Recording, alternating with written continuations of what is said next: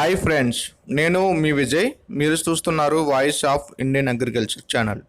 ఆంధ్రప్రదేశ్ రాష్ట్ర ప్రభుత్వం గ్రామ వాలంటరీ పోస్టులకు గాను నోటిఫికేషన్ విడుదల చేసిన విషయం మనందరికీ తెలిసిందే ఫ్రెండ్స్. ఈ యొక్క గ్రామ వాలంటరీ పోస్టులకు గాను ఎటువంటి అర్హతలు ఉండాలి, అదేవిధంగా ఎటువంటి డాక్యుమెంట్స్ అనేది మనం ఆన్లైన్లో సబ్మిట్ చేయాలి, అదే ఏ విధంగా మనం ఆన్లైన్ చేయాలని దాని గురించి మనం ఇప్పుడు తెలుసుకుందాం ఫ్రెండ్స్. ముందుగా గూగుల్ యొక్క సెర్చ్ బాక్స్లోకి వెళ్ళి గ్రామ వాలంటరీ .ap.gov.in అని ఇక్కడ మనం టైప్ చేసి సెర్చ్ చేసినట్లయితే మనకి ఒక వెబ్సైట్ అనేది ఓపెన్ అవుతుంది ఫ్రెండ్స్. స్టార్టింగ్ వెబ్సైట్ యొక్క లింక్ అనేది మనకి గ్రామ వాలంటరీస్ అని చూపిస్తుంది. ఇక ఫస్ట్ లింక్ ఏదైతే ఉందో అక్కడ ఫస్ట్ లింక్ మనం క్లిక్ చేసినట్లయితే ఫ్రెండ్స్ వెబ్సైట్ అనేది మనకి ఓపెన్ అవుతుంది ఫ్రెండ్స్. ఇక్కడ మనకు కనిపిస్తున్నటువంటి గ్రీన్ కలర్లో అప్లై నవ్ అని కనిపిస్తుంది కదా ఫ్రెండ్స్. అక్కడ మనం క్లిక్ చేసినట్లయితే మనకి స్టెప్ 1 అనేది ఓపెన్ అవుతుంది. ఇందులో మనకు కొన్ని టర్మ్స్ కండిషన్ చూపిస్తాయి అన్నమాట. డిక్లరేషన్ అంటారు. ఇందులో మనకు సంబంధించిన విద్యార్హతలు అంటే ఇప్పుడు గిరిజన ప్రాంతాలకు సంబంధించిన 10వ తరగతి గాను, అదేవిధంగా గ్రామీణ ప్రాంతాల వరకు ఇంటర్మీడియట్, పట్టణ ప్రాంతాల వరకు డిగ్రీ అనేది వారు ఎలిజిబిలిటీకి ఇవ్వడం జరిగింది విద్యార్హత అనేది. అదేవిధంగా ఏజ్ పరిమితి కూడా 18 సంవత్సరాల నుంచి 35 సంవత్సరాలు బిలో ఉన్న వరకు మాత్రమే ఇక అప్లై చేసుకోవడానికి అర్హత ఉంది ఫ్రెండ్స్. మనకి నెక్స్ట్ క్లిక్ చేసినట్లయితే ఫస్ట్ స్టెప్ అనేది ఓపెన్ అవుతుంది. ఇందులో ప్రాంతం అంటే ప్లేస్ అనేది మనం గ్రామీణ ప్రాంతం గ్రామీణ ప్రాంతం, పట్టణం మీద పట్టణం, గిరిజన ప్రాంతాల వారు గిరిజన ప్రాంతం సెలెక్షన్ చేసుకోవాలి. విద్యార్హత అన్నది 10వ తరగతి, ఇంటర్మీడియట్, డిగ్రీ ఉంటుంది.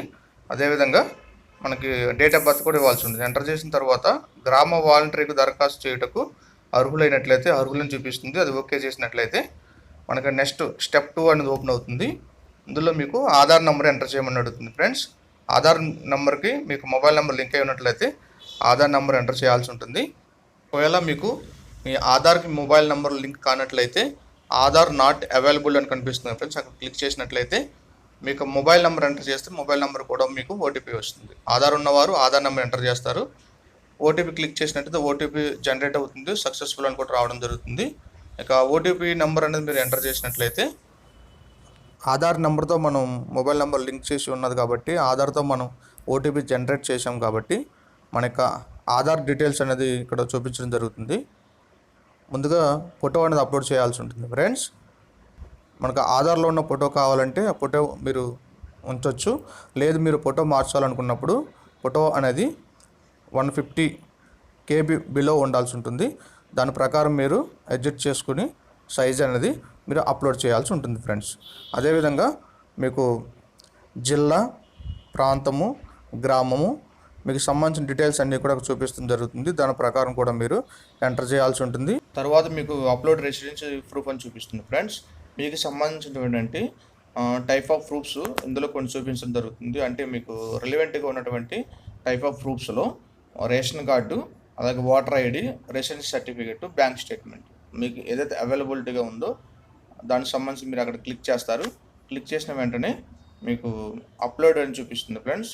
అప్లోడ్ దానికి సంబంధించి చూస్ ద ఫైల్ అని ఉంటుంది. మీరు ఇంత ముందుగానే మీకు సంబంధించినటువంటి వీటిలో రిలవెంట్గా ఉన్న వాటిని మీరు స్కాన్ చేసుకుని 1 MB కన్నా బిలో ఉన్న వాటిని మీరు ఒక ఫైల్లో PDF ఫైల్లో మీరు ఉంచుకోవాల్సి ఉంటుంది. దాన్ని మీరు ఇక్కడ అప్లోడ్ చేయాల్సి ఉంటుంది. ఇక్కడ అప్లోడ్ క్లిక్ చేయగానే అప్లోడ్ సక్సెస్ఫుల్ అని రావడం జరుగుతుంది. మీకు నెక్స్ట్ మీకు కాంటాక్ట్ వెరిఫికేషన్ అంటే మీకు ఆధార్ నెంబర్కి సంబంధించి మొబైల్ నెంబర్ లింక్ ఉంది కాబట్టి మీకు డిఫాల్ట్గానే ఒక మొబైల్ నెంబర్ అనేది మీకు చూపిస్తుంది. ఇక నెక్స్ట్ మీకు జీమెయిల్ ఐడికి సంబంధించి ఎంటర్ చేయాల్సి ఉంటుంది. మీకు సంబంధించిన జీమెయిల్ ఐడి మీరు ఇక్కడ ఎంటర్ చేస్తారు. ఎంటర్ చేయగానే గో అండ్ కంటిన్యూ క్లిక్ చేయాల్సి ఉంటుంది. గో అండ్ కంటిన్యూ క్లిక్ చేయగానే మీకు స్టెప్ 4 అనేది మీకు ఓపెన్ అవుతుంది. ఇక స్టెప్ 4లో ఇక్కడ మ్యాండేటరీ అని ఏదైతే ఉందో ఫ్రెండ్స్, ఇక మ్యాండేటరీ అంటే కంపల్సరీగా మీ డీటెయిల్స్ అని మీరు ఇవ్వాల్సి ఉంటుంది. ఇందులో మీకు ఫస్ట్గా మీకు 10th క్లాస్ అంటే SSC సంబంధించి బోర్డు, మీకు సంబంధించిన బోర్డు ఏదైతే ఉందో దానికి సంబంధించిన డీటెయిల్స్ అన్ని మీరు ఇక్కడ సెలెక్షన్ చేస్తారు. సెలెక్షన్ చేసిన వెంటనే మీకు రిజిస్ట్రేషన్ నెంబర్ ఇవ్వాలి. అలాగే ఉత్తీర్ణత, ఏ సంవత్సరం మీరు ఉత్తీర్ణత అయ్యారో అక్కడ ఇయర్ అనేది మీరు మెన్షన్ చేయాల్సి ఉంటుంది. దీంతో పాటుగా మీరు 10th క్లాస్లో మీకు SSCలో మీకు ఎంత పర్సంటేజ్ వచ్చిందో ఒక పర్సంటేజ్ కూడా మీరు ఇక్కడ మెన్షన్ చేయాల్సి ఉంటుంది ఫ్రెండ్స్. దాంతోపాటుగానే మీకు 10th క్లాస్ సంబంధించినటువంటి ఒక మార్క్ లిస్ట్ అనేది పీడిఎఫ్ ఫైల్ మీరు ఇక్కడ అప్లోడ్ చేయాల్సి ఉంటుంది. ఇది ముందుగానే మీరు స్కాన్ చేసి ఉంచుకోవాల్సి ఉంటుంది. ఒక 1 MB కన్నా బిలో ఉన్న ఒక పీడిఎఫ్ ఫైల్ మీరు ఇక్కడ అప్లోడ్ చేయాల్సి ఉంటుంది. అప్లోడ్ చేసిన వెంటనే అప్లోడెడ్ సక్సెస్ఫుల్ అని వస్తుంది. దాన్ని మీరు ఓకే చేయాలి. ఓకే చేసిన వెంటనే మీకు నెక్స్ట్ స్టెప్ అనేది మీకు ఇంటర్మీడియట్ లేదా డిప్లొమా కానీ లేదా మీకు ఐటీఐ కానీ ఇందులో మీకు రెలవెంట్గా ఉన్నటువంటి ఒక క్వాలిఫికేషన్ అనేది మీరు ఇక్కడ ఇక్కడ మెన్షన్ చేయాల్సి ఉంటుంది. ఇది కూడా మ్యాండేటరీగా మీరు మెన్షన్ చేయాల్సి ఉంటుంది ఫ్రెండ్స్. మీకు సంబంధించిన బోర్డు ఏదైతే ఉందో దానికి సంబంధించిన డీటెయిల్స్కి ఎంటర్ చేస్తారు. తర్వాత మీరు కోర్సు డీటెయిల్స్ కూడా ఇవ్వాల్సి ఉంటుంది. కోర్సు డీటెయిల్స్ కూడా ఎంటర్ చేస్తారు. అందులో బ్రాంచ్ ఏదైతే కోర్స్ చేస్తారో ఆ కోర్సులో మీరు ఏ బ్రాంచ్ అయితే ఆ బ్రాంచ్ డీటెయిల్స్ కూడా ఇవ్వాల్సి ఉంటుంది. తర్వాత మీకు రిజిస్ట్రేషన్ నెంబర్, మీకు ఏ కోర్స్ అయితే మీరు క్వాలిఫై అయ్యారో ఆ కోర్సుకి సంబంధించిన పర్సంటేజ్ కూడా ఇవ్వాల్సి ఉంటుంది.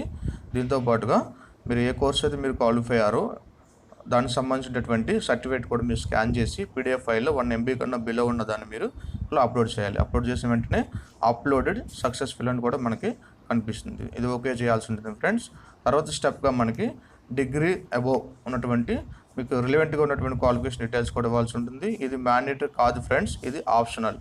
మీకు ఒకవేళ క్వాలిఫికేషన్ ఉంటే మీరు ఇవ్వచ్చు, ఒకవేళ లేనట్లయితే మీరు ఎంటర్ చేయకపోయినా కూడా పర్లేదు ఫ్రెండ్స్. ఒకవేళ డిగ్రీ పోస్ట్ గ్రాడ్యుయేషన్ ఉంటే పోస్ట్ గ్రాడ్యుయేషన్, అలాగే డిగ్రీ ఉంటే డిగ్రీ కూడా మీరు ఇక్కడ మెన్షన్ చేయాల్సి ఉంటుంది ఫ్రెండ్స్. డీటెయిల్స్ అన్నీ కూడా సేమ్ ఎంతమంది మనం ఇంటర్వ్యూలో ఇచ్చామో అదేవిధంగా యూనివర్సిటీ అయితే యూనివర్సిటీ డీటెయిల్స్ ఏ యూనివర్సిటీ మీరు క్వాలిఫై అయ్యారో దానికి సంబంధించినటువంటి ఇక్కడ కొన్ని చాలా యూనివర్సిటీ డీటెయిల్స్ మనకి మెన్షన్లో చూపిస్తారు. దాని ప్రకారం మీకు సంబంధించిన యూనివర్సిటీ మీరు సెలెక్షన్ చేస్తారు. అదేవిధంగా ఫ్రెండ్స్ రిజిస్ట్రేషన్ నెంబర్ ఎంటర్ చేయాల్సి ఉంటుంది. దాంతోపాటు మార్కులు పర్సంటేజ్ ఇవ్వాల్సి ఉంటుంది. ఇవన్నీ కూడా మెన్షన్ చేస్తారు. దీంతో పాటుగా మీకు ఏ ఇయర్ క్వాలిఫై అయ్యారో క్వాలిఫై డీటెయిల్స్ ఇస్తారు. దాంతోపాటు మీరు డిగ్రీ అయితే డిగ్రీ, పోస్ట్ గ్రాడ్యుయేషన్ అయితే పోస్ట్ గ్రాడ్యుయేషన్ సంబంధించిన ఒక మార్క్ లిస్ట్ ఏదైతే ఉందో అది స్కాన్ చేసి అప్లోడ్ చేయాల్సి ఉంటుంది. అప్లోడ్ చేసిన వెంటనే అప్లోడ్ సక్సెస్ఫుల్ అని వస్తుంది. తర్వాత మీరు గో అండ్ కంటిన్యూ క్లిక్ చేసినట్లయితే నెక్స్ట్ స్టెప్ అనేది మనకి కనిపిస్తుంది ఫ్రెండ్స్. ఇందులో మనకి స్టెప్ 5లోకి మనకి అప్లికేషన్ అది ఓపెన్ అవుతుంది. ఇందులో మనకు కొన్ని డీటెయిల్స్ ఇవ్వాల్సి ఉంటుంది ఫ్రెండ్స్. సోషియో ఎకనామిక్స్ సంబంధించిన డీటెయిల్స్ ఉంటాయి. ఇందులో ఏంటంటే ఓసీ వారైతే ఓసీ వర్గానికి సంబంధించిన వారైతే అవునా కాదా, ఎస్ అయితే ఎస్ అని, నో అయితే నో అని ఇక్కడ మెన్షన్ చేస్తారు. ఓసీ వర్గానికి కానివారు అన్నప్పుడు మనం నో అని మెన్షన్ చేస్తాం కాబట్టి మనకు సంబంధించిన క్యాస్ట్కి సంబంధించిన డీటెయిల్స్ అన్నీ కూడా అక్కడ మెన్షన్ చేయాల్సి ఉంటుంది ఫ్రెండ్స్. క్యాస్ట్కి సంబంధించినటువంటి మీ సేవలు తీసుకున్నట్లయితే దానికి సంబంధించినటువంటి ఐడి నెంబర్ మెన్షన్ చేయాలి. దాంతోపాటుగా క్యాస్ట్ సర్టిఫికేట్ అనేది మీకు ఏ కేటగిరీ అయితే ఆ కేటగిరీకి సంబంధించిన డీటెయిల్స్ అక్కడ మెన్షన్ చేసి దాంతోపాటుగా మనం క్యాస్ట్ సర్టిఫికేట్ని స్కాన్ చేసి మీరు పీడిఎఫ్ ఫైల్లో 1 MB కన్నా బిలో ఉండేది చూసుకుని దాన్ని మీరు అక్కడ అప్లోడ్ చేయాల్సి ఉంటుంది. అప్లోడ్ క్లిక్ చేసినట్లయితే అప్లోడ్ సక్సెస్ఫుల్ అని వస్తుంది ఫ్రెండ్స్. దీంతో పాటుగా మరికొన్ని డీటెయిల్స్ కూడా ఇచ్చారు మనకి. ఒకవేళ దివ్యాంగులు అయితే దివ్యాంగుల సంబంధించిన డీటెయిల్స్ కూడా అక్కడ మీరు మెన్షన్ చేయాల్సి ఉంటుంది మేడం. దివ్యాంగుల్లో కొన్ని కేటగిరీస్ ఇస్తాడు. కేటగిరీస్ అన్నీ కూడా జాగ్రత్తగా పరిశీలించి ఏ కేటగిరీ అయితే ఆ కేటగిరీ వారు మెన్షన్ చేయాల్సి ఉంటుంది. తర్వాత అప్లై అనేది మనం క్లిక్ చేసినట్లయితే మనకి డేటా సక్సెస్ఫుల్లీ సబ్మిటెడ్ అని వస్తుంది. మనకు ఒక ఐడి నెంబర్ కూడా రావడం జరుగుతుంది.